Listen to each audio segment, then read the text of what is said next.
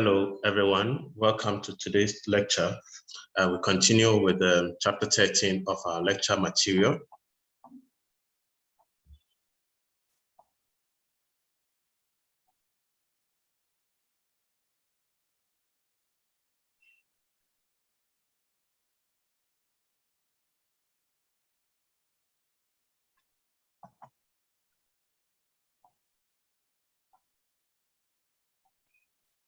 And at the end of this lecture, we expect you to understand the marketing process. So the chapter 13, we are looking at the marketing process and marketing management as one of the functional elements in terms of management process of business management.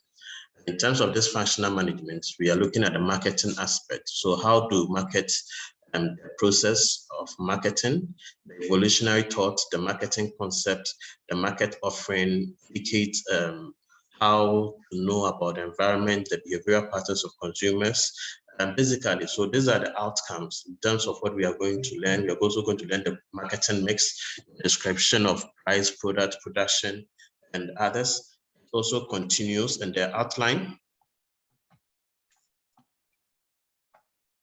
The outline of this presentation is going to be this.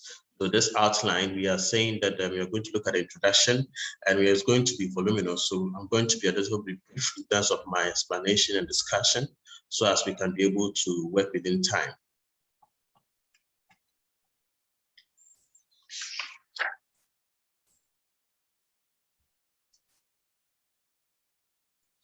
Okay, so this is still part of the outline. We'll begin with the beginning.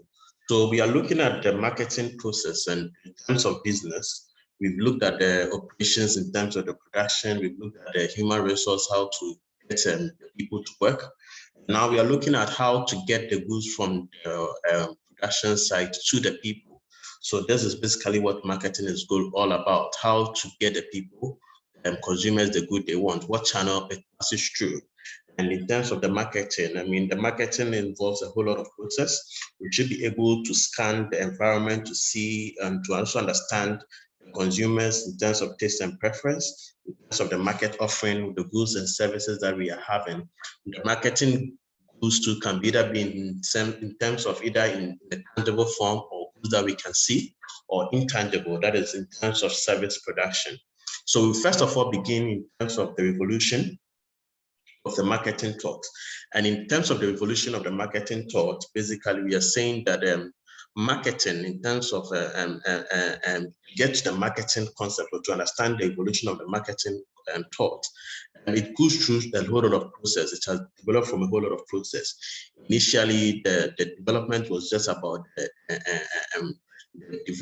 operations, but later ended up to a new kind of system that we are facing today.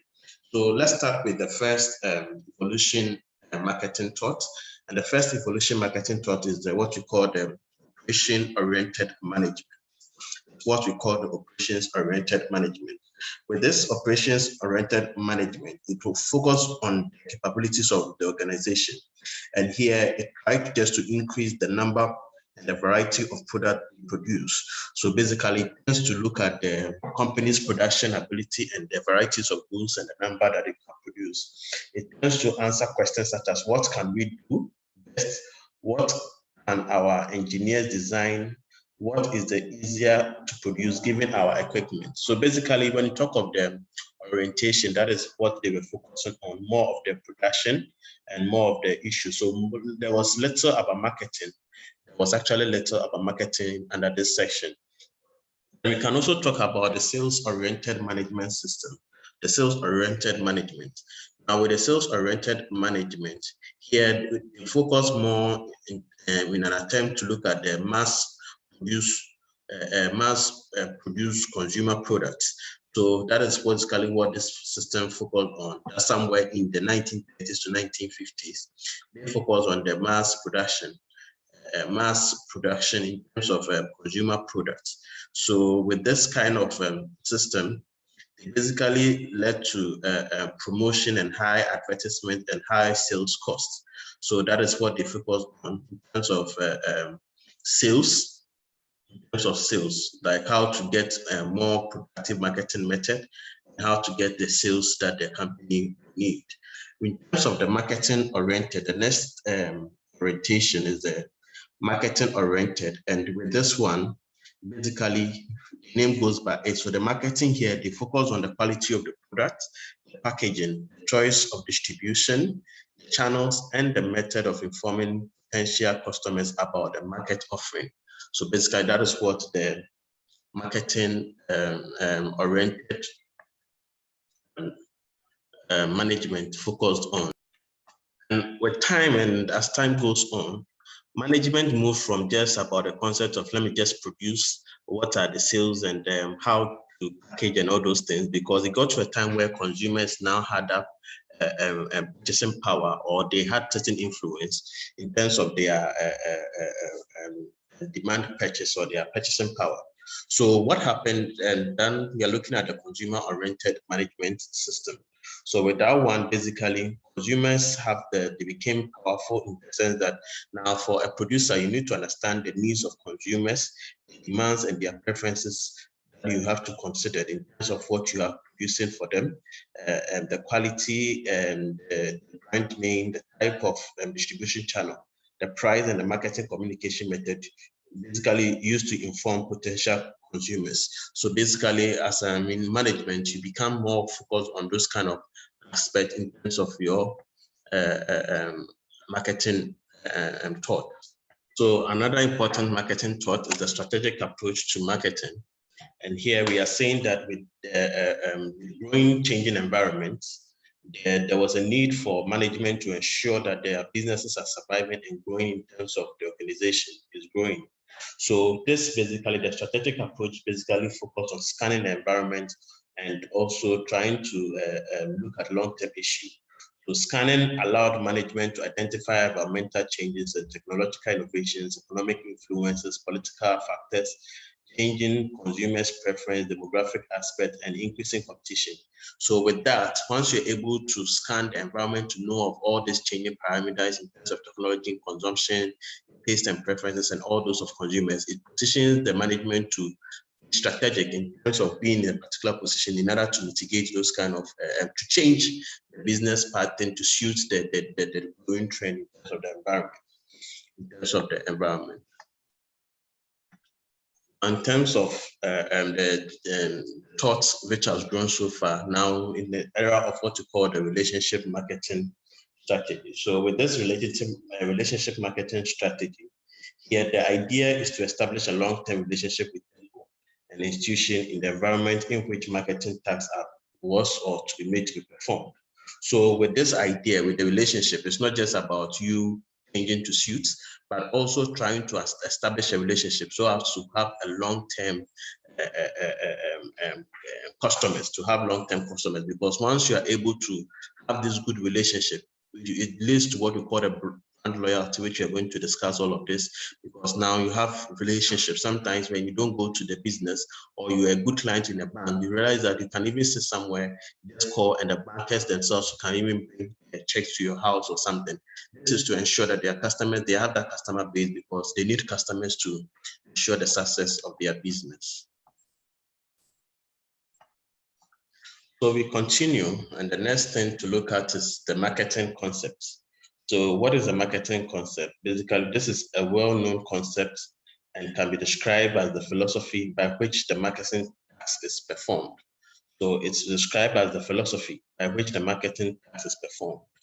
And also, it is also important that we know that the marketing concept directs all marketing decisions concerning the products, concerning the distribution methods, concerning the market communication, and concerning the price determination. So in terms of the marketing tends to focus on these four main aspects, and we are going to look at not just these four main aspects, we are going to look at the four principles and the marketing concepts. So these products, distribution, communication in terms of marketing, and the price determination, all of these are important concepts under marketing. This leads us to what we call the four principles, or the four principles of marketing. These four principles are equally important. These four principles are equally important. So they are the principle of profitability, the principle of consumer orientation, or principle of social responsibility and organizational integration. Principle of profitability, consumer orientation, and then the principle social responsibility and organizational integration. So in the principle of profitability, basically that is the main goal of every business. So as a marketing individual or as a marketing manager, one thing that you tend to focus on is how do you market the goods in such a way that the company get the maximum profit that it needs. So it is one of the important. So it's basically emphasize on profits. And the profit here, we are saying that we should focus on the profits and not the sales. You can have high sales, but you may not make the profits because of the fact that the price that is being sold at did not, give the necessary returns that we're expecting. So it says we should focus on the profitability. So that is one principle on the profitability of the business. Another principle in terms of the marketing concept is consumers orientation. So consumers orientation. Now, with one thing about marketing is that once you are producing good, you are not just producing good for anybody, but you are producing it to satisfy the consumer needs. And you must know that the consumer does satisfy its needs. It also has its preferences in terms of taste, in terms of how he wants his things to look at. So you must be able to position yourself and understand consumers' orientation in terms of their demand, in terms of their consumer needs, in terms of their preference constitutes. And basically, once you're able to determine this one, once the consumer is satisfied, you are able to get that reliable customer base, and your profit becomes guaranteed. Another principle is the principle of social responsibility. The principle of social responsibility. So here, the basic idea is to establish a stable economic, social, and political environment in which profits or future profits can be optimized. So as a business entity, your marketing strategy is not just about you making profits, but the ability for you also to give back to the community. And you giving back to the community ensures that when you are safe and the business around you and the community in which you are working to is safe, people themselves get that happiness or they get that enthusiasm to also come in to support your business. But if you're a business and you're not giving back to society, things that works around you are not concerned about, you don't have in terms of petty things that the company can give to the people in the community so that they can even protect you when people are stealing your things or doing something that will hinder your business. So the social responsibility is very, very key. It ensures that stable economic outlook, social, political, and all of these are important. So responsibility basically enhance the corporate image in the eyes of the employees, consumers, and the general public. And when that happens, they are able to ensure that the marketing benefit is guaranteed. Marketing benefit is guaranteed. Now, the last principle is the organizational integration. Organizational integration. When we talk of here, the organizational integration, basically, we are saying that there should be important cooperation among all the functions of business. So among the marketer, among the human resource, among the operations. That's one major principle of marketing, that there should be some form of coordination, coordinated in a way that will lead to the success of marketing of the product of the business. Organizational integration basically entails cooperation between the marketing, the operations functions, and all other functions in the business, in the pursuit of business missions and organization. Business missions and organization. So what are some of the merits? The merits of marketing, the marketing concepts, the merits of the marketing concepts. And we should also be known that it has been criticized in terms of this marketing concept. It has been criticized that it leads to purposely exploiting consumers. So it leads to purposely exploiting consumers, but others have refuted this claim. Others have refuted this claim in the way that they believe that it satisfies the needs of rather consumers and not consumers being exploited. So some of the merits of this marketing principle is that it satisfies the needs of consumers, and the marketer jealously guides the product name, paying meticulous attention to complaints and criticisms, because when there are complaints and criticisms that comes in, it gives you that ability. It's through the marketing you are able to link the business to the consumers.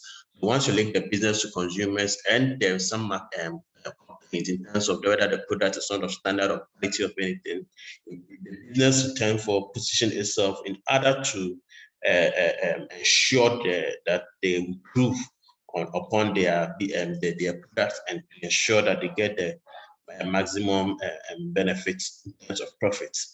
Another thing about this merit is that it also ensures a long-term maximization of profits. And basically, this is because you may have that customer base which will have this loyalty to your business, and with that, they can ensure the success of your business. So this chart presents what we just discussed in terms of the marketing concept and the main principles. So the principle in terms of the organizational integration is how other management and other functional roles are being harmoniously incorporated, how they are cooperated, and the coordination between all the other functional roles, the social responsibility, how you give to the society, ensuring that you get into the good books of people. This is a good company and they're really helping. So you should have to go to them, to buy from them in order to help. And you can also talk about the consumer orientation, that is understanding the behavior and the preference patterns on how consumers' needs are important. What the consumer wants is what you have to produce, not what you want. And also can talk about the profit maximization, and that's basically the long-term goal of every business to ensure that company survives. So given all what we've talked about, we can therefore, understand the meaning of marketing. So we can see the definition given in terms of consisting of the management tasks and the decision directed at successful meeting opportunities and threats in a dynamic environment by effectively developing and transforming a need-satisfying market offering to consumers in such a way that the objectives of the business, the consumer, and that of society are achieved. So marketing it talks about opportunities, identifying opportunity, trying to minimize threat in the dynamic environment, developing and transferring a need satisfying the market, and market is going to offer it to consumers, and in such a way that the business objective, consumers and everybody achieve its objective. So this basically defines what a marketing or what is involved in marketing. And what we have just talked about, you can look at four keywords in terms of the definition of marketing. We can look at the decision in terms of decision, and here decision here we can talk about the product distribution, market communication. In terms of the opportunities, so favorable circumstances in the marketing environment that must be utilized by marketing management. So in terms of opportunity, we are saying that you have to identify what if you do this, people patronize, or if you do this, people like you are able to see that sense of need and demand for that commodity. You also have to look at the threats. It's not just about, in terms of marketing, it's not just about identifying opportunities, but you also have to look for threats and how to minimize these threats. You also have to look at the dynamic environment. Things are changing. Phones we used to have telephones. We moved from telephones, we are now having handsets. The handset became bigger. Now, as time goes on, people tend to develop.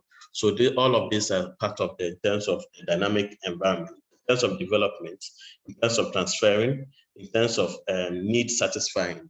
That is not just developing the good or transferring the good. The good will be a need satisfying. That is, consumers really will be useful for consumers. Market offering, the product, price, distribution, market communication, and service, and attention of objective. So all of this is basically when you are defining the marketing concept. These are all what we are interested in terms of what we need to look out for. So we move on to discuss the components in terms of the marketing process, and all of these things we've talked about them. What we should know is that the marketing process have this important component in terms of, for example, what is the main objective of the business in terms of the environment? The objective of every business is to make profits. And in terms of the objective, who are the target markets? In the target market, you can look at either you're looking at the total market share or the or certain market segments.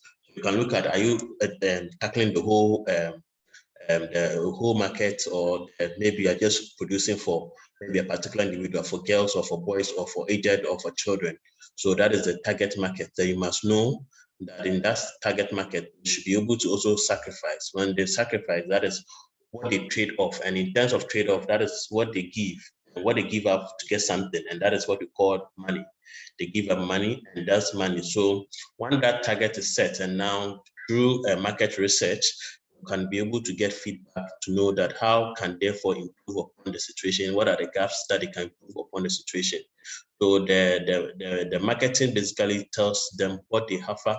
Then what they offer is tells you the target market that they are going to look at. So this is basically what involves in the marketing process, which we've discussed. In marketing, one important thing that we should be able to understand is that there should be some research. And research is very important because research gives information. And information is very important because it is based on information that will keep the business for you to keep track of. Who should you market to? Because if you are marketing a product like insurance, you don't go and you give insurance to people who may not need it, but you give insurance to people who you think that they really need the service. So information important, and information is important because it helps you to get information. Sorry for the background noise. It helps you to get information from either the micro level, from the marketing, and from the macro. All of this can give you better information, and to help you to give you or prepare you to position yourself and how to go about your marketing strategy. And basically, one way you can also gather information is to also to do SWOT analysis. You do SWOT analysis in terms of the strengths, the weaknesses, the opportunities, and the threats. And with that on basically on the environment, or on the environmental scanning, it gives you certain information. So it is important to gather information because basically we have external variables that can influence your business. We have internal variables, technological changes, market share, consumer preferences. Once you gather information and you are selling something, what are the information? What are the consumer's preferences? The consumer basically looking at the price. Is the consumer looking at the design? Are they looking at the size? Once you're able to gather all this information, and it will be able to help you position. One important thing about the marketing research in terms of the information that we gather is that it helps us to do basically two things. In terms of we can do it, and the information gathered can either be from a problem identification research or problem solving research. So problem identification research, basically issues such as the market potential research, market share, the market image, the market characteristics, forecast research, and the others. In terms of the problem solving research, this is where we talk about the segmentation, the products, the pricing, the promotion, and the distribution. All these are important. And why do we gather this information? We gather information basically to increase understanding of relevant market segments. So as I said, once you have the information, you understand the market better. Where do you get your goods to? Where target market should you go to? Should you target the full market, or should you target a section of the market? How do you progress to bigger levels? So information is also important because it helps. It is pertinent to planning and control. Without information, you can't plan. If you fail to plan, you plan to fail. So it is important to get the right information, and it is through research that you can gather the information that you need. It also helps in decision making. Once your research has been conducted and you know where to take your businesses to or where to do, then decision making comes in. So you are able to take on a better decision making. So as I said, we have two sections of market research, and the marketing research can either be a problem researching or the problem identification or problem solving. So these are broad main types of the research in the marketing space. And in terms of the market research methodology, basically, once you want to go to the field, how do you get information? What methodology do you use? Basically, people want to use existing research, or most importantly, to use survey methods through questionnaires. And you do questionnaires, so you issue questionnaires to people to find out, what's actually, or you can even do field experiments. Also, if I should give this commodity, would you be able to, do you want to switch from this commodity to this commodity? Or that is when there's something existing in the place and you want to introduce something close to that, is basically do the same thing. So maybe there is, for example, crystal milk, full cream milk is in the system, and you want to introduce pick and pay milk. Would you all want to test? You can do a field research to see whether people would want to switch to your aspect, or maybe something new, maybe something completely new, like when there was no mobile phone in the system. They did a research to find out whether people would be interested in it. So basically, that's how the methodology of research goes on. And one thing you should know is that conducting a survey, there are certain 12 elements that we do. You first of all identify the problem, the research problem, and identifying the research problem, you identify the research objective. That is the second step. The third step, you investigate secondary resources, that is existing resources that have been done. You try to find out how those resources can assist you in terms of the work you are doing. And based on the existing results, you can therefore move on to compile a questionnaire. So you compile a questionnaire. Once your questionnaire is being compiled, the next thing to do is to do a pre-testing of the questionnaire. So pre-testing of the questionnaire here basically is when you have the questionnaire, you want to find out whether the questionnaire will indeed solve the problem you're trying to solve. Sometimes when you don't do the pre-testing and just go to the field and you just collect your data, you end up messing up because the information that may not be necessarily relevant to the work or the research you intend to do. Another thing after the pre-testing is to select a sample to distribute the questionnaires to. After the pre-testing, then now you do sample selection, because you cannot give it to the whole population or to the whole economy in terms of the people in the economy, but you have to therefore make a sample selection, identify few groups of people, and now do the research on them. And once you are done, you, in terms of that, you do what you call the training of the field workers. You train your field workers in terms of those who are going to gather the information from them. You have to train them. And you also do the next thing, the statistical analysis of data from the questionnaire. So once you have been able to gather the information from the field workers, then you train them and they're able to go to gather the information. You need to now use statistical analysis, do statistical analysis. What was the results of the information that you gathered, the data you gathered? Then you interpret. So with the statistical analysis, once you do the data collection and from the questionnaires, you put them in a statistical package. You do interpretation of the information that you have. What does it say? What does it say? And what do you need to do? So with the interpretation of the information, once you interpret the information, now you need to give a report. You need to give a summarized report as simple. So once you do this, you introduce this commodity to this market, this is what is likely to happen. Once you reduce the price by 1, this is the number of people who are willing to buy more. So all this is true research. Then after the reporting, then you do a management evaluation. You evaluate the report to see how and you can either you accept or you reject the recommendations that are given in the report. Then you do the implementation of the management decision. So based on the report, management will evaluate and either decide or not to decide. Then the management implements. So the last step is for management implementation. One last thing about the research is that after research has been done, there's another important thing for us to do is to forecast. Because forecasting, when you talk of forecast, like to see the future trend in terms of either in sales or in terms of profit.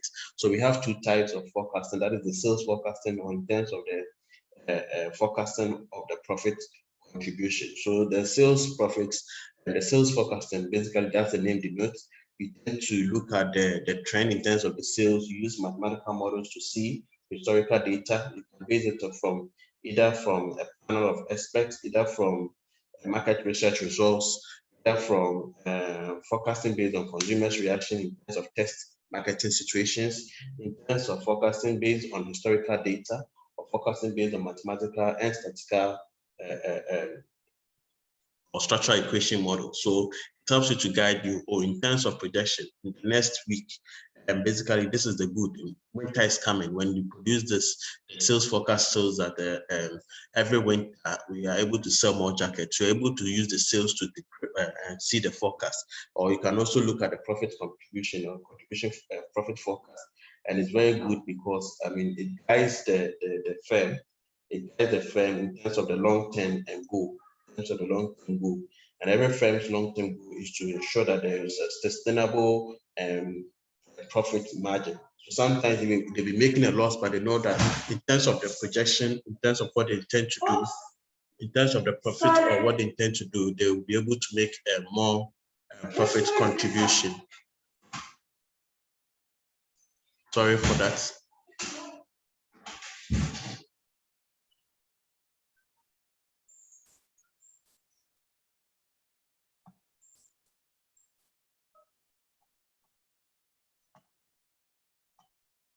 In the marketing process, one important aspect that we cannot ignore is the behavior of the people you are marketing as a consumer.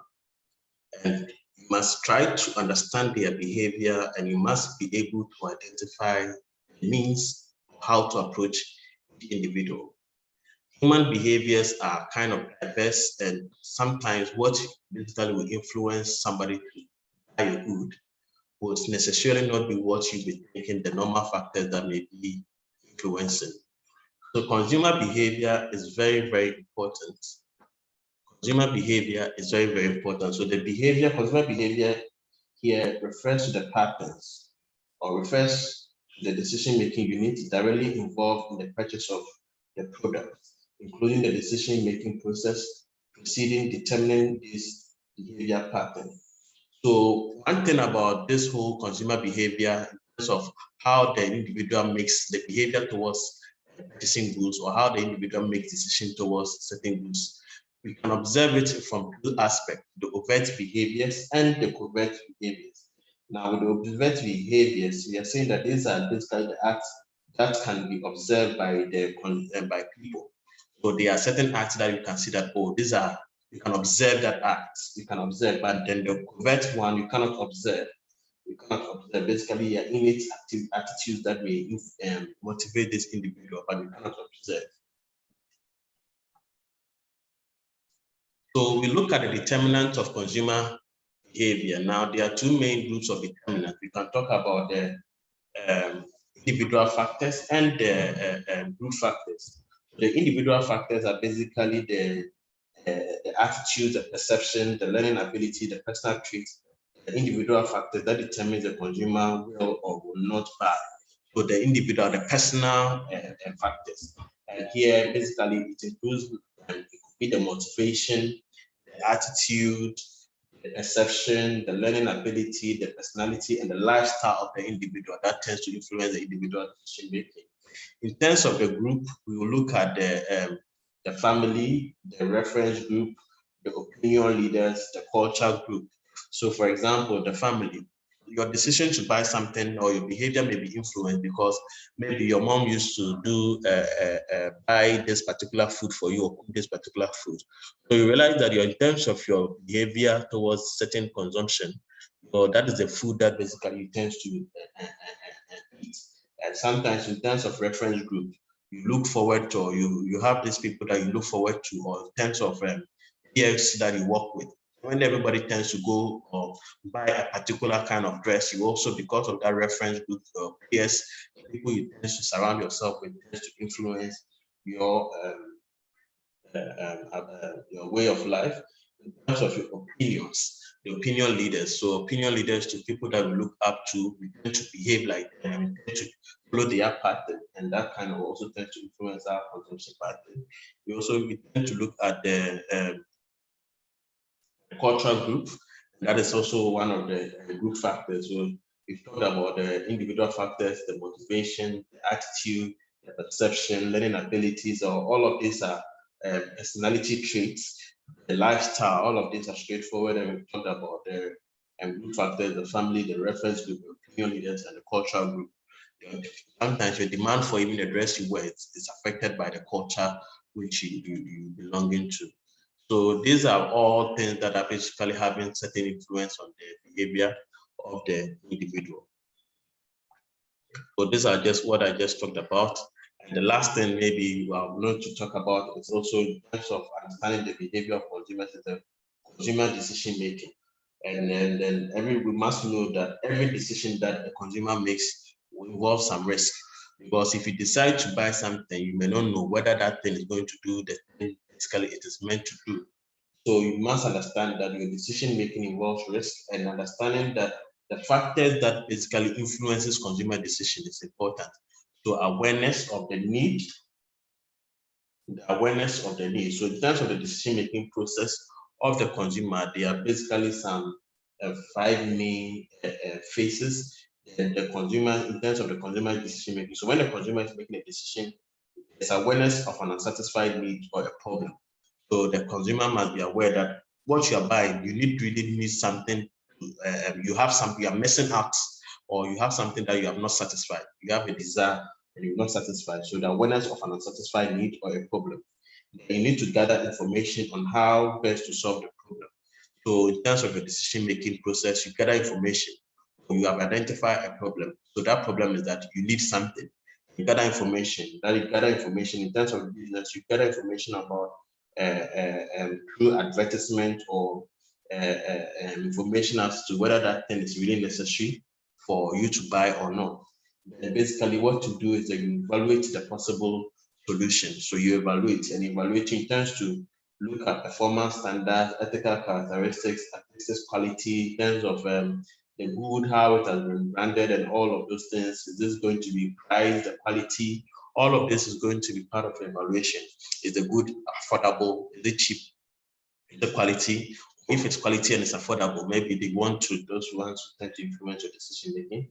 Then the fourth thing is to look now the action phase, where it's a decision on the course of an action or purchase. Basically, that's where you try to buy.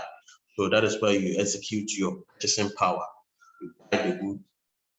And the final thing is the post-purchase evaluation. The post-purchase evaluation. So with the post-purchasing evaluation, that is where basically after you have purchased the good, you tend to evaluate whether the good really satisfies the need for which, or the purpose for which you bought the good.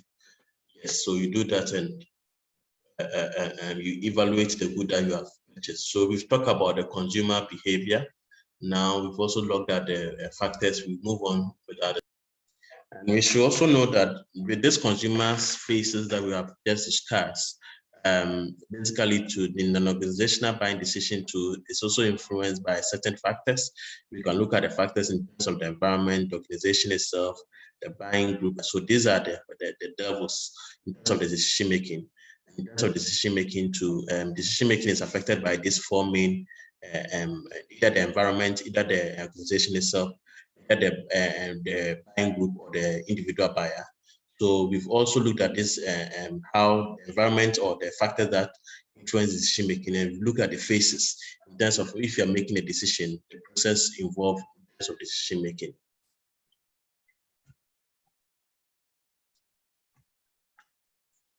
Now, in terms of the market, so when you look at before in the marketing concept, you must understand that the market itself has different people, different cultures, different tastes, different preferences, and you should be able to group all of these individuals with similar characteristics under different. So that grouping to these different components is what we are looking at as the market segmentation.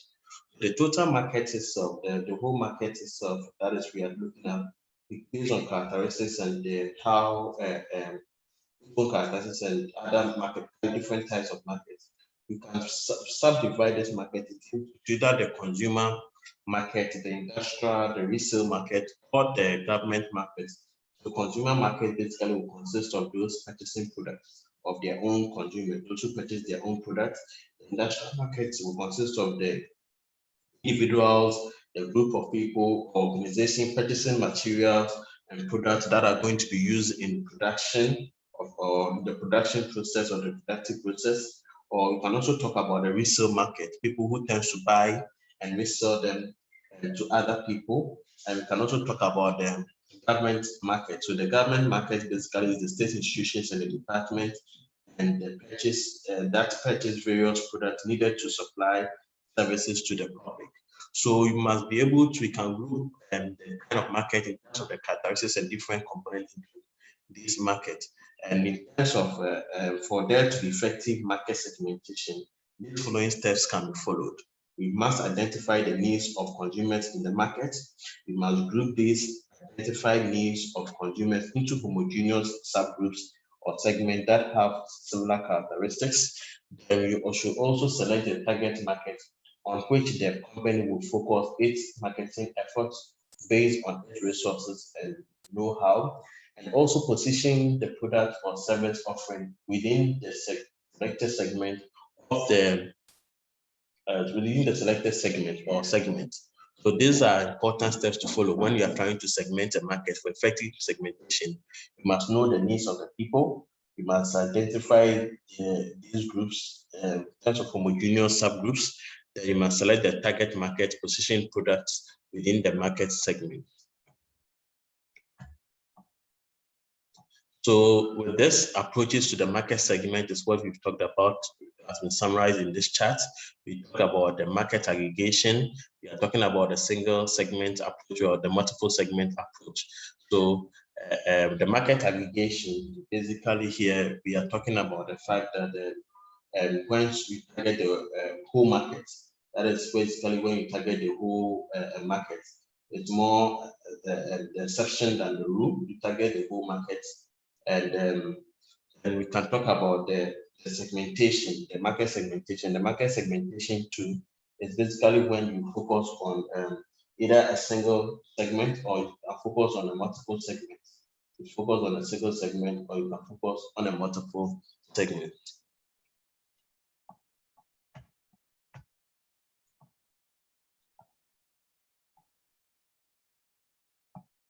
Now, once you are able to identify this approach to market, whether you are going by aggregation or by segmentation, either through the single or the multiple, then there are certain requirements that needs to be for a meaningful market segmentation. So these requirements in terms of, sorry for the background noise.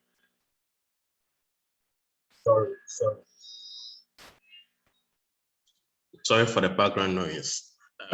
So for market segmentation to be meaningful, these four things that we have to look at. It should be identifiable and measurable. It should be substantial and sustainable. It should be reachable and it should be responsive. It should be reachable and it should be responsive. So once you have been able to satisfy this need, which means that you can therefore know the target market which you can do or you can show your businesses to.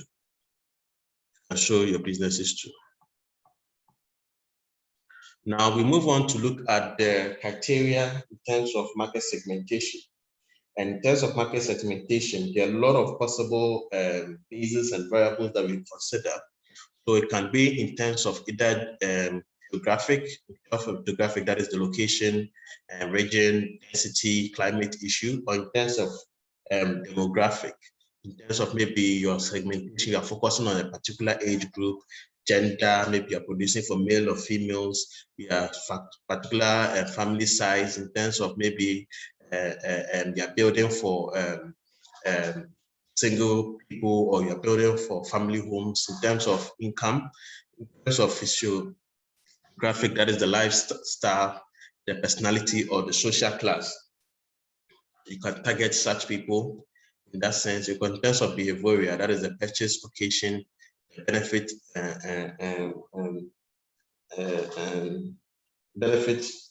suits, the user status, the user usage rates, loyalty status, readiness stage, and attitude of the product. So these are some of the criteria that we can look at. Okay, everyone, I'll be brief with this remaining sections and because of the noise at the background. And so we also have to look at, the next thing to look at is target market selection, positioning. So here, what we are saying is that once segmentation has taken place, the marketer must select the segment which basically is most promising.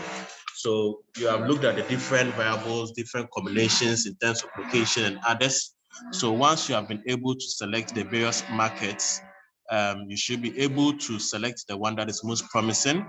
And once you select the one that is most promising, you should also use able to link the characteristics of the consumers in each market in terms of their abilities and expertise.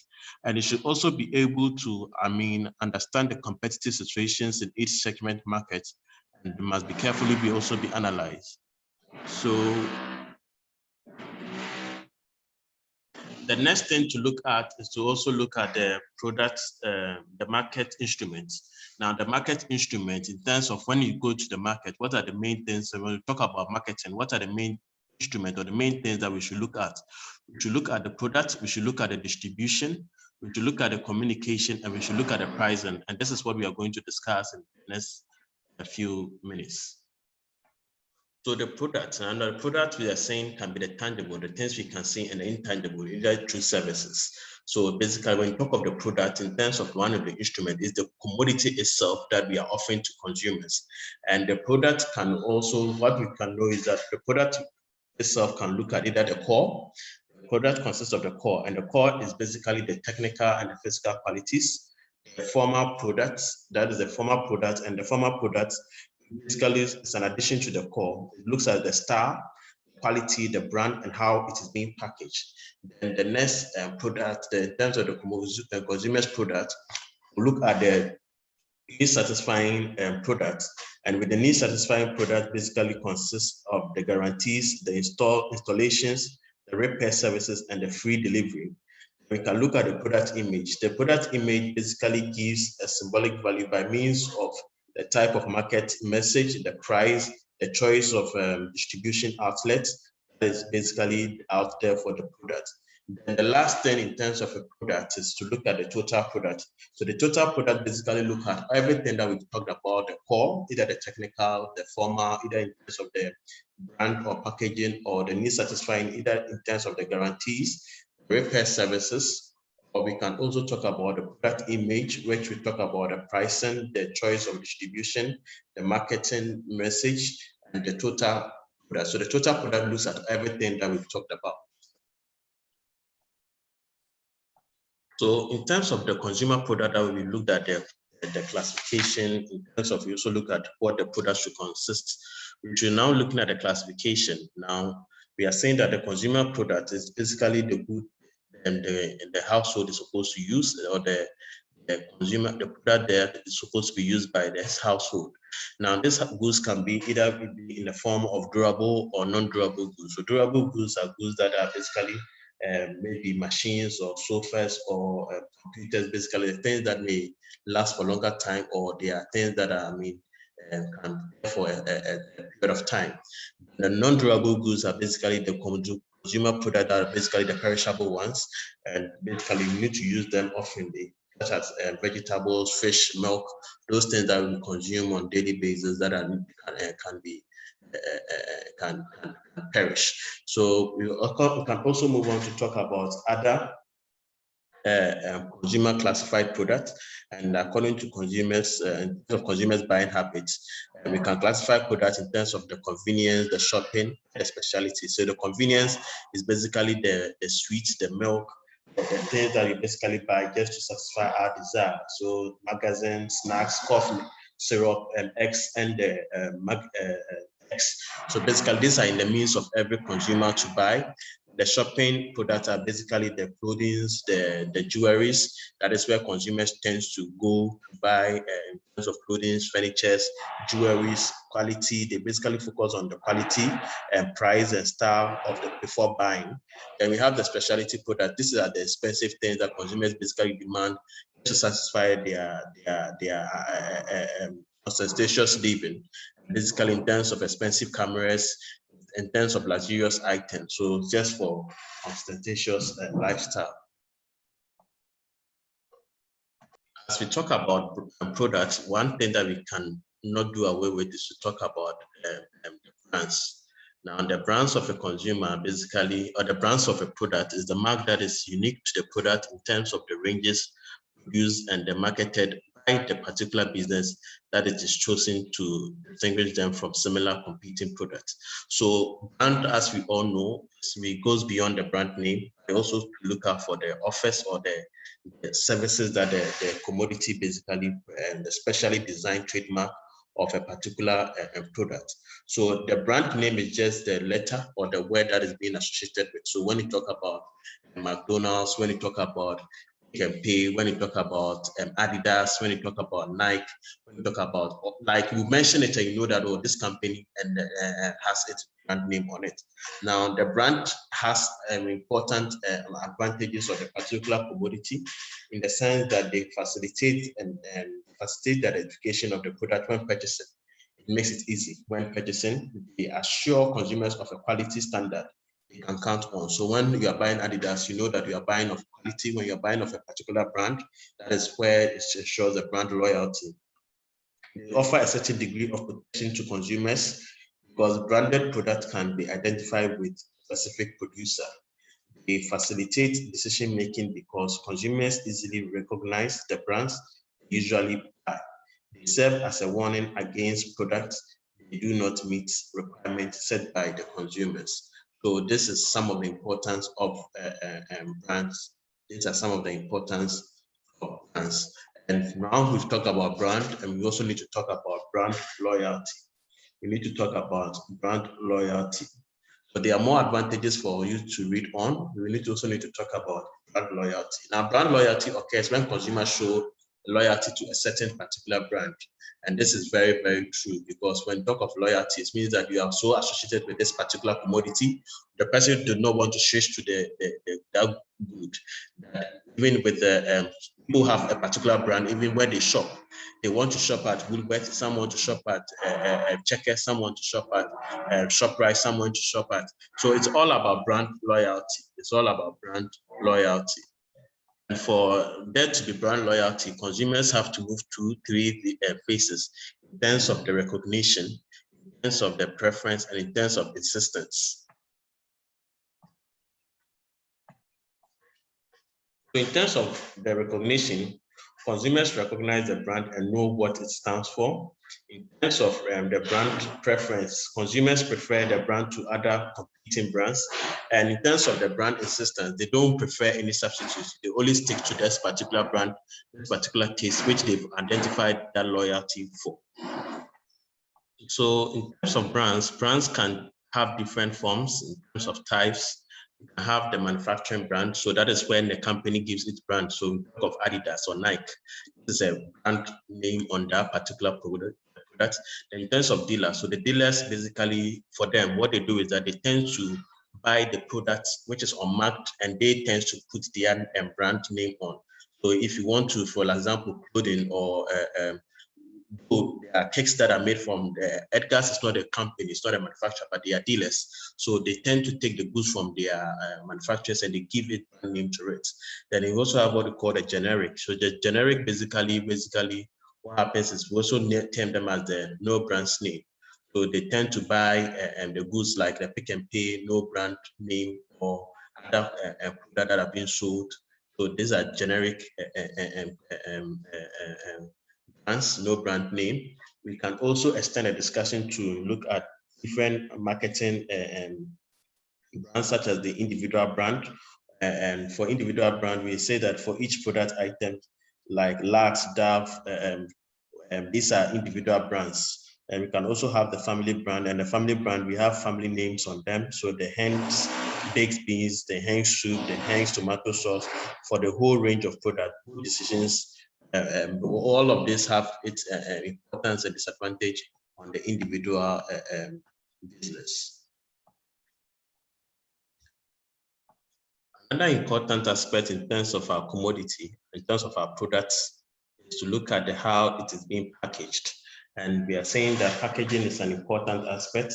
Basically deals with the design, manufacturing, and filling of a container wrapper with the product item so that it can be effectively stored, transported, and identified, as well as successfully marketed. Packaging is very, very important. If you want to be a successful marketer, how you package your product is very, very key. How you package sometimes even attracts people. Sometimes the commodity itself may not be what the people are looking for, but in terms of the packaging features, how it has been wrapped, how it has been made healthy, or how it has been made wrapped in a nice container, and how it has been even been transported or been identified, is what makes people or attract people to look at. So as a business management student, you guys are important in terms of your business ideas. You have to know how packaging important, how packaging is. Packaging can take different forms. It can be in terms of the family packaging, and in terms of family packaging, basically it's related to family brands. So your packaging can be related to family brands. So here we are saying that all the products in the range are packed more or less in one. Then it can also have the specialty packaging. So specialty packaging, here the image of exclusivity of the product. So what happens is that the particular good that you are producing is just peculiar to the commodity in which you are trying to package. So commodities such as jewelries, such as expensive liquor, such as perfume, because of how peculiar they are, you tend to package them in that special way that people tend to associate themselves with this package. In terms of reusable package, now the reusable package, here the idea is that you give consumers that impression that once they buy this thing, they can reuse the thing for something else. So they can reuse this package again. So you give that consumer that kind of sense of buying, because somebody is buying not just because of the commodity itself inside, but maybe because of the container in which the commodity is being packed on, which you can use that container for something else. You use the container to, like, you are buying a gallon of oil. You want to use the gallon to fetch water. You want to use the bottle of water to store something. So this is a reusable packaging. So that is what we talk about. One important feature about packaging is the product differentiation. When we talk of product differentiation, how do you present a commodity in such a way that it stands out with other similar commodities? So either in terms of physical or the psychological look of the product, how do you be able to distinguish this commodity from that? If somebody even wants, even the same kind of sets, like perfumes, we have the 1 million, we have the different brands. In terms of 212, we have different brands. How do you make sure that one product stands out? So that is what we call the differentiation, in terms of even the smell, the perfume, in terms of even how all of these are part of, in terms of how consumers will be looking out for. Sometimes you go to the perfume shop and they may spray different designs on your skin. It's just for you to be able to differentiate these different perfume products. So we are saying that the different kinds of differentiation can be in terms of either the packaging or in the brand. It can also be in terms of either the advertising appeal. So sometimes how even the advertisement goes about tends to people to have the mindset that, oh, this is what is unique about this product in terms of the price. Now, if it's a particular brand, I mean, once you mention that product, I mean, the brand, you're able to distinguish it from others. Like if you want to drive Tesla, I mean, you know that, I mean, you should be able to know that the price is going to differentiate it from other cars or even iPhone 12. I mean, just the price or associated with it tends to present or to show certain kind of differentiation with it and other iPhone products in the market. We can also look at the differentiation on the basis of the distribution outlets. So how the distribution take place? How does the distribution take place? So with certain distribution outlets, it has special places where the distribution take place. So, for example, Rolex watches, maybe you have to go to a Rolex shop in terms of, so that you'll be able to distinguish between these products. Another thing about product too is products sometimes can be made, we call the product obsolescence. Now with this product obsolescence, so sometimes how products are made in terms of the looks, in terms of the physiological obsolete, they make them look like, I mean, they are no more use, or they are maybe outdated or something. Then you are forced to rebuy it. So consumers are compelled in a certain manner to always buy it. Like iPhone, move from iPhone 4X, 5X, 6X, 7X.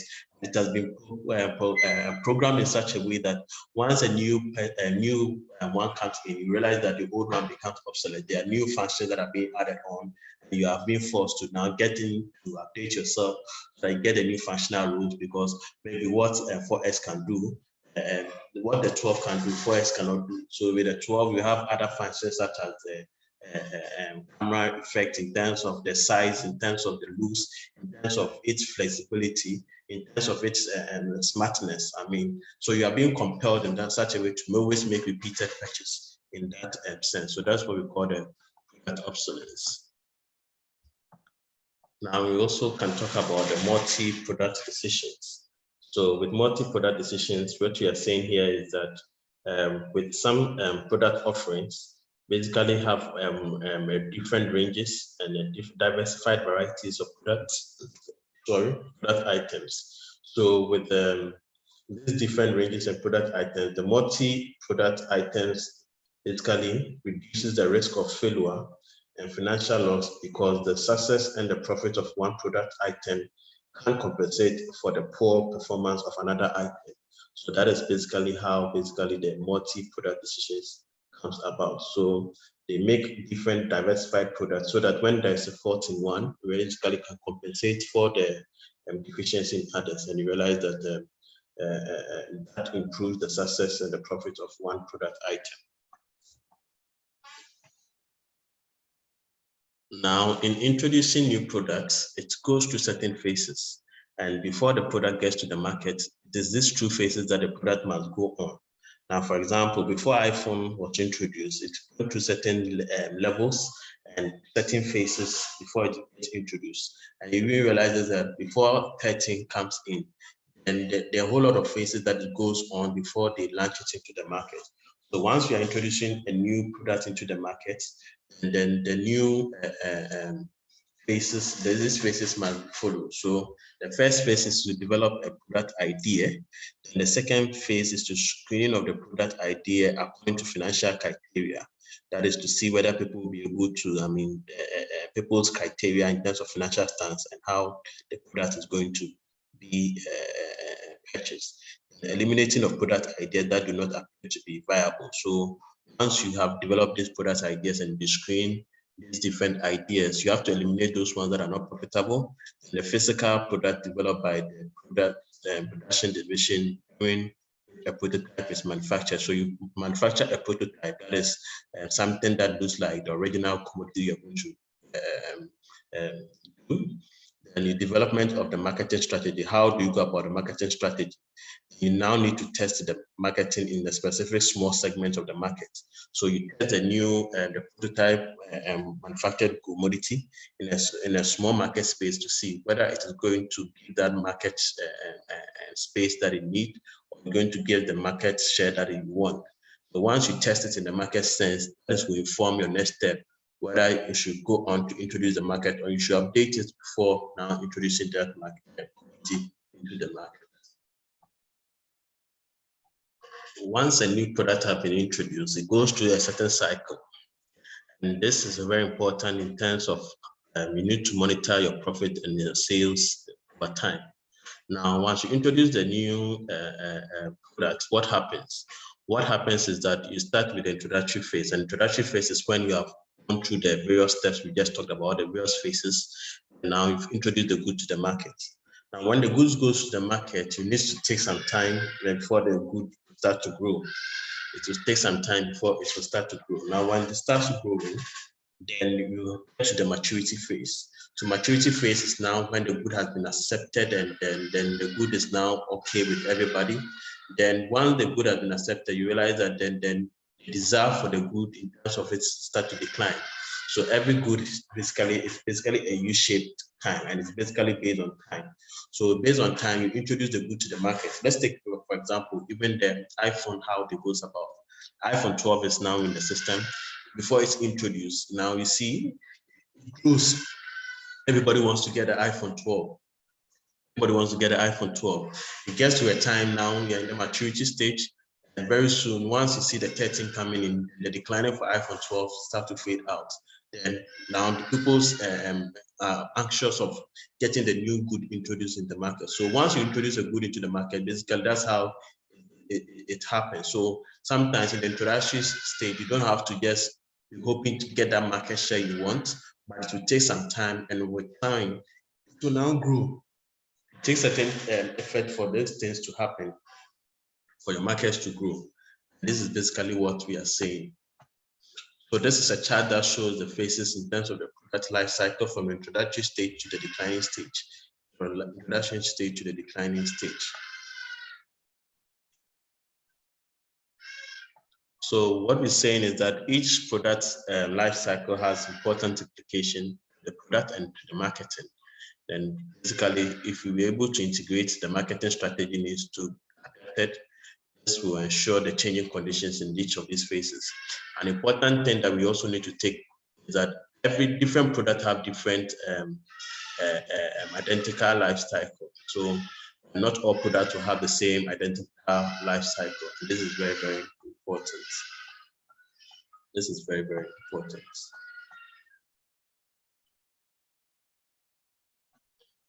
Now that we've talked about the product in terms of the marketing, and one other important aspect in terms of the marketing process is the price determination, the price decision. Now, the price is basically the value that is being attached to the product you are going to sell to the market.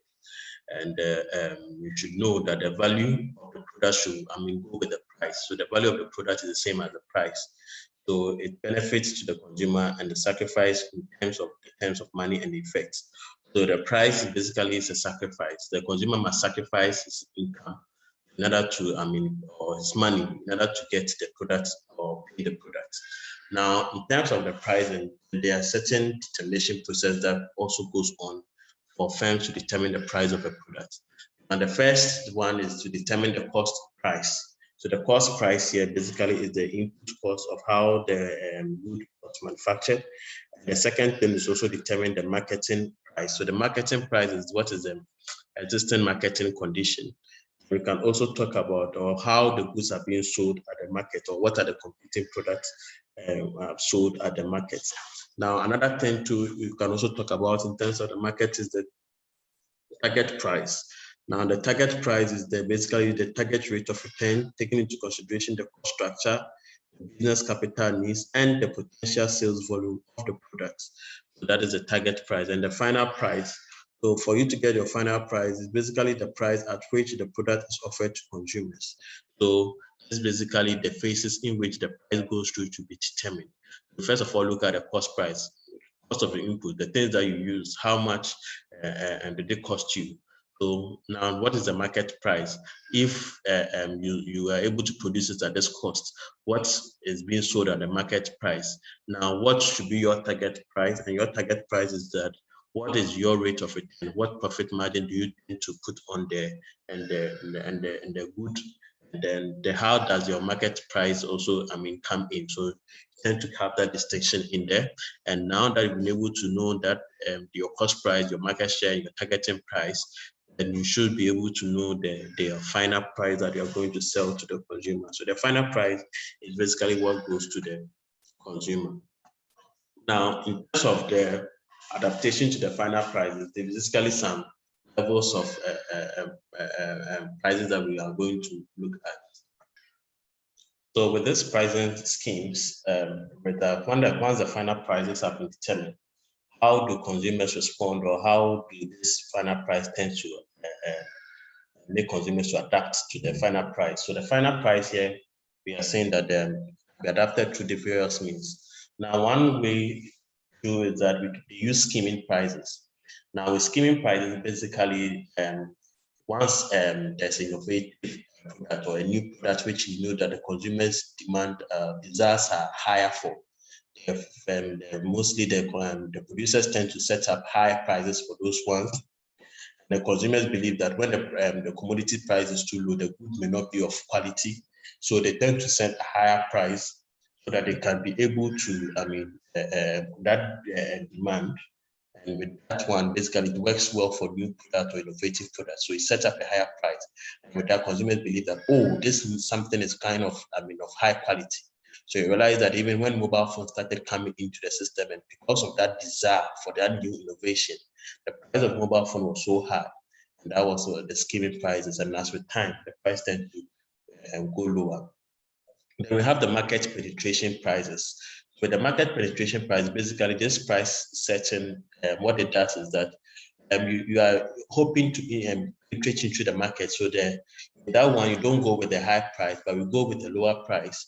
And with the lower price, your aim is to get more customers. So you set up a lower than the lower price, lower than the existing market price. You get the market basis, then you can now change to adjust your prices to the level you want. And you can also set your price by the existing marketing price. That is the price that is being sold by all the sold in the market. So the existing market price. Now you can also look at the leader's price. So basically, the leader pricing concerns special offers. So as a leader or maybe a market who has trying to get a higher profit share and having the customer base, you have to set up your price in such a way that you maximize your profit margin. You maximize your profit margin. Then we also have the odd prices. Sometimes what you see, basically go to a ShopRite or almost all the shops here in South Africa, and they tend to put odd prices so that they can believe that those kind of odd prices tends to, attract. So they don't go for 60 rand or 100 rand, but you see 59.999, 79.999, just to encourage us to thinking that it's all of reduced and kind of cheaper than this. These are all ways of trying to get us to. And the last one is the base prices. The base prices here is unethical kind of situation. But what we should know is that with that one, what happens is that you see the prices. So sometimes on Facebook or other market shops, you see somebody has posted something, a jacket, and it has written 1 rand. But you go and down, you are forced to ask the person whether the thing is indeed 1 rand. And the person is just beating you so that when you get in there, you realize that the person is going to give you the exact prices or higher prices than what was given on that platform. So those are what we call the bid price. Another important aspect in the marketing process is what we call the distribution. So we looked at the pricing, and now we are looking at the distribution. So the distribution basically focuses on how the goods are moved from the or how goods gets to the consumers. And how goods gets to consumers, we have the various degree of market coverage or channel distribution channels through which these are happening. So some of these distribution channels basically will have 5 manufacturing distribution channels through which consumers get their final goods. So the first channel, basically channel 1, that is when the manufacturer directly gets the commodity to the consumers. Here there are no middlemen. Then the second channel, basically there's a retailer who gets the goods to the consumers, and we have the third channel when the wholesaler gets it to the consumer. Then we have the manufacturer, and the fourth channel where the wholesaler gets from the manufacturer to the retailer to the consumer. Then we have the fifth one. And the fifth one is when a wholesaler gets it to a wholesaler. So the second wholesaler may be in a smaller quantity, or a depot of the main wholesaler that gets to other retailers before the consumers. So this there are more examples of this in South Africa. So the first channel, for example, maybe you see online buying of certain door-to-door kind of sales or manufacturing who use online sales so that you can buy directly from the consumers can buy directly. So there's no kind of middleman. In terms of the second channel, which there is a big dealer, so you can look at Checkers or so for example, Checkers, they do buy from the manufacturers and they just retail it to the consumers, then they retail it to the consumers. And the channel 3, where there's a wholesaler who gets it to the consumer. So for example, we can talk about macro and metro wholesalers. The channel 4 too, we can talk about spaza shops, because spaza shops used to take it from their retailing shops. It tends to get their goods from other wholesaler shops, and they tend to get it to consumers. Now with the channel 5, you can talk about delivery these products to retailers. So their wholesalers would then deliver it to retail sellers. So basically, there are a lot of main wholesaler shops. There's this get it from the manufacturers, then the manufacturers get it to a retailer, the retailer will get it to this final consumer. So this basically is the last form of this distribution channel. The decision on which of these channels should be about basically brings the concept of the channel leadership. So the one who basically controls and dominates the channel is known as the channel captain. The channel captain can either be in terms of the manufacturer, or it can be in terms of the retailer.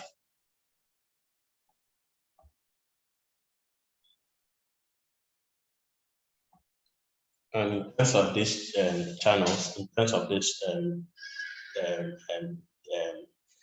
different the channel captain by retailer, we can also even summarize it in terms of some retailer shops in South Africa. We can talk about the general stores. We can talk about the department stores, example, Melt. We can talk about specialty stores. We can talk about, for example, the jewelry stores. We can talk about the chain stores, that is Edgar's offices. We can talk about supermarkets. We can talk about convenience stores, discount stores, supermarkets, hypermarkets, shopping centers, mail order stores, and internet stores, informal retailers, informal retailers. So we will have different retailer channels. So the types of market channel basically is directly linked to the various types of market coverage. And the various type of market coverage here to look at this in terms of intensive market coverage, exclusive market coverage, and the selective market coverage. So the intensive market coverage indicates situation where as many suitable and available intermediaries as possible are utilized. And with terms of exclusive, here results basically limit the number of people handling its products. So when a manufacturer purposely limits the number of people handling the product, so only few intermediaries obtain exclusive right to sell the product. In terms of the selective market product, it basically refers to the selection of those intermediaries that will distribute the product efficiently. So basically, these are some of the market coverages and how they are linked to the channels in which we discussed. So by which activity has to take place for consumers to get their final good? That's what we are calling as the physical distribution. The physical distribution, you're looking at activities that are relative importance from that gets have to take place so that consumers get their final commodities. It can either be in terms of transportation, storage, inventory holding, receipts and dispatch, packaging, administration, and ordering. So all of these are part of the physical distribution. And there are three main important physical distribution concepts or physical distribution components. So the three main components of physical distribution basically involves the selection of a warehouse, selecting the most suitable mode of transport, and selecting optimal inventory holding levels. Selecting optimal inventory holding levels.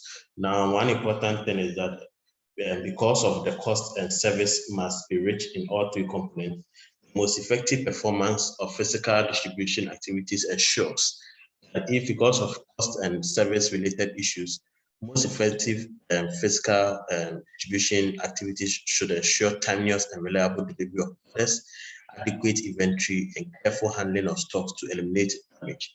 Because once you don't, you are transporting the goods to the final consumers, it should be timely. And you should know that when the delivery is ordered, you order at a particular time, it is done. This is very important, and this is what is being done in terms of our McDonald's or Mr. D. When you order food, it's timeliness and reliable, adequate inventory. And there's careful handling of the stock. Even in this COVID, now when they deliver the good, you're not supposed to touch it, but you realize that you have to pick it from the back. So these are some of the distribution and discussion that we are having. So we should remember that we are talking about marketing, and one important aspect of marketing involves the process of communication. So communication is a process of informing, persuading, and reminding the consumers in terms of what the good is about, what the good can do, and they can take different elements. So different forms of communication can be in terms of advertisement, personal selling, direct marketing, sales promotion, publicity, and public relations. And with that, we can see the charts, the element being linked, how they both basically target, how you communicate to target your audience. So we can talk about advertisements. And in terms of advertisement, we know it can take various forms, non-personal communication. So basically use certain media or directed by market to get a certain audience. So you use the television, you use the big screen, movie theaters, radio, magazine, presenters. All these are forms of marketing advertisement. Then you can also talk about personal selling. So the personal selling is where you now use sales representatives to face-to-face communication, where you use verbal and means to get people to buy the goods or to get to know of the goods that you are selling. You can talk about the direct marketing. So the direct marketing uses media to communicate information of a product or services to consumers who can respond to, who can then respond by purchasing the product or services via email, telephone, or internet. So focus on direct marketing is to obtain an immediate response. So that is basically about direct marketing, unlike the advertisement. So direct marketing basically use the media or certain other platform. The idea is to get information, you get information as quickly as possible. So it uses advertising media to communicate information about the product or services who can then respond by purchasing. So in terms of direct marketing, it has some benefits, long-term relationship, and because you are able to have that face-to-face interaction, and the message can be directed at the specific consumer, the consumer database can be developed, and then the result of direct marketing is also being made. The result of direct marketing. Another mode is also the sales promotion. And with the sales promotion, so sometimes the market can by go beyond advertisements, personal selling, direct marketing, or publicity, but in complement by trying to influence consumer behavior. So with the sales promotion, you just try to indirectly give them certain promotions just to get that communication or consumer base that you want. So the promotion is basically short term. Sometimes you see that in ShopRite they are doing promotional sales of a particular season or something. All of this is just to get some communication or to get that kind of connection.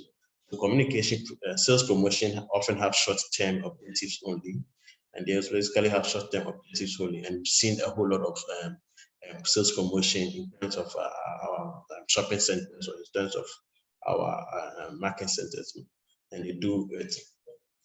So publicity. Now, in terms of publicity is the non-personal stimulation of the demand of a good or product or business by making it actual current news value available to the mass media to obtain a favorable and a free review of the business and its product. So one thing about publicity is also it's also an interface with the business public relations function, which discusses the business in or its products receive favorable coverage in the press. So sometimes not just about publicity, you can just let people go and they tend to speak about it, free media coverage, just for people to know that this good is being of good stance, and that gives other publicity through the media, through the billboards and other means to publicize your commodity. Another important thing in terms of communication is what we call the public relations. The public relations basically entails decision making to help an organization ability to listen to, appreciate, and respond appropriately to those persons and groups who mutually beneficial relations to the organization needs to foster as a strive as well as its missions and visions. Now, one thing about this public relation is that it's very important that every company, that's why we have a public relation officer, that whenever there's a question pertaining to a particular business, there should be people put in place to speak to that issue so that whenever there's a doubt, they can clear those doubts, because those are the people that we believe to have full knowledge of the business in which we tend to operate. So some of the elements of public relations are deliberate activity. So we can talk about the deliberate activity, be a planned activity, sustained activity, and qualification process, and deals with both internal and external. These are all important public relation elements we should know. So if you are made a public relation officer, you should know that you have to perform your deliberative role. It's not incidental, that is, it's a planned activity. It's a sustained activity, and it is a communication process that the public relation officer basically have communication between individuals and businesses, and it deals with public, both internal and external. That is whenever there's an organizational process, in terms of issues that pertain to employees, in terms of issues that are coming from outside people to the company. You are the relation officer, and basically entails you creating a goodwill towards the success of your business. So towards the success of your business. Now, public relation media. Public relation media, that is communication media channels. So for communication media channels and communication, how to convey or certain information, we can do it through the spoken word, the printed media, through sight and sound, and through special events, and through the internet, which is now the most trended, the fourth industrial revolution.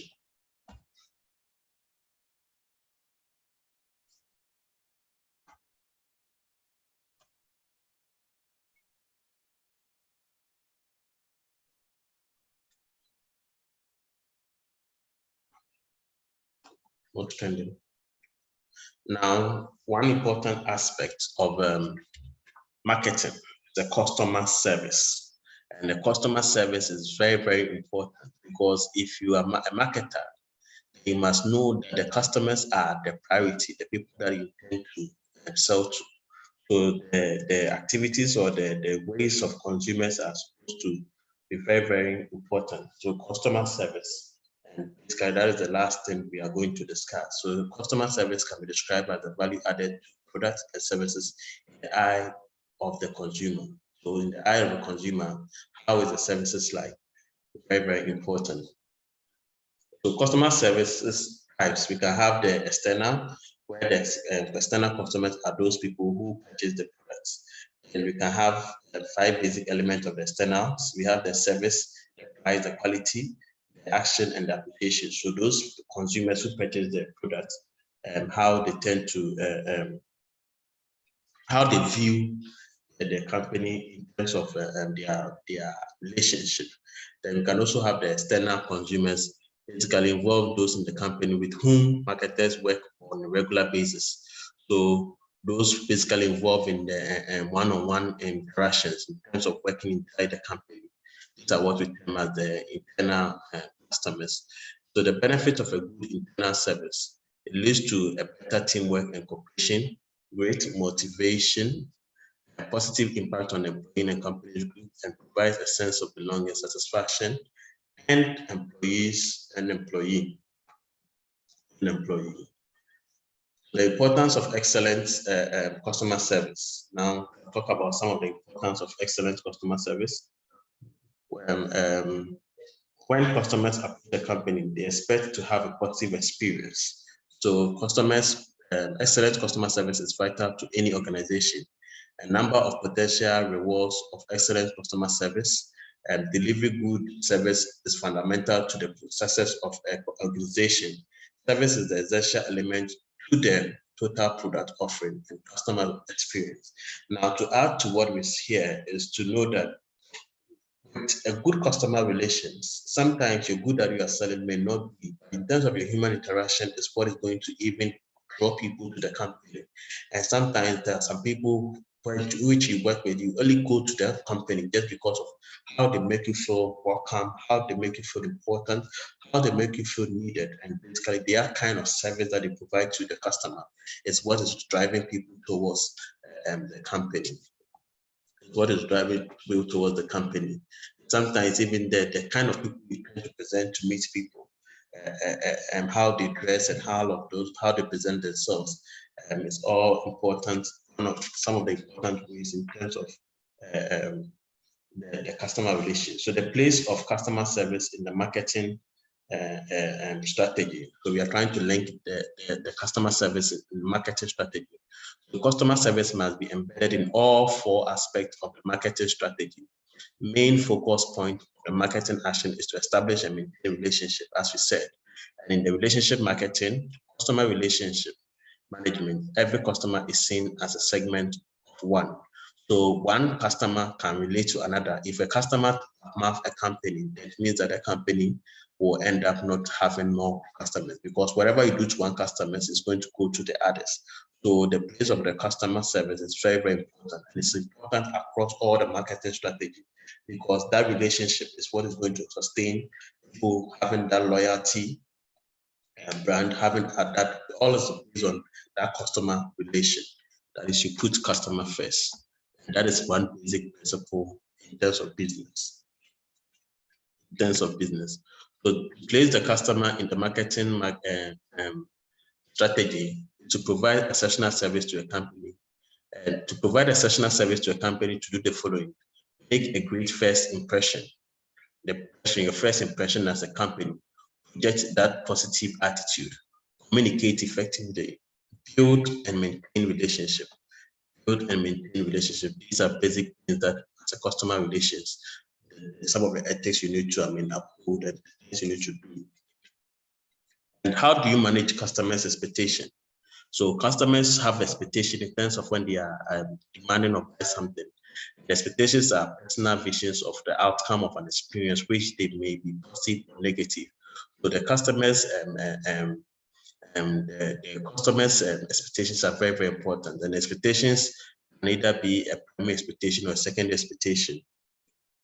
It can either be a primary expectation or a secondary expectation. So understanding customers' expectation and perception are crucial to the survival of the business. It's important to the survival of the business.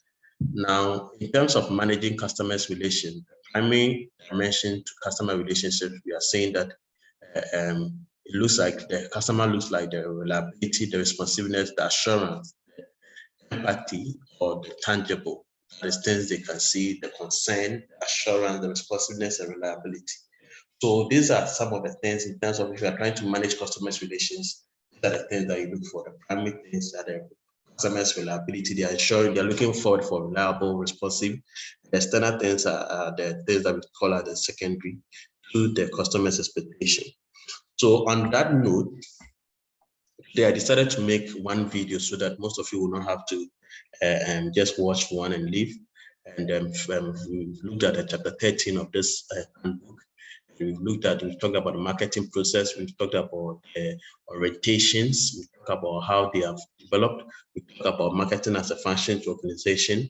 We talk about the product decision. We talk about how to communicate. We talk about the brand. We talk about the marketing paradox in terms of it being simple and extremely complex.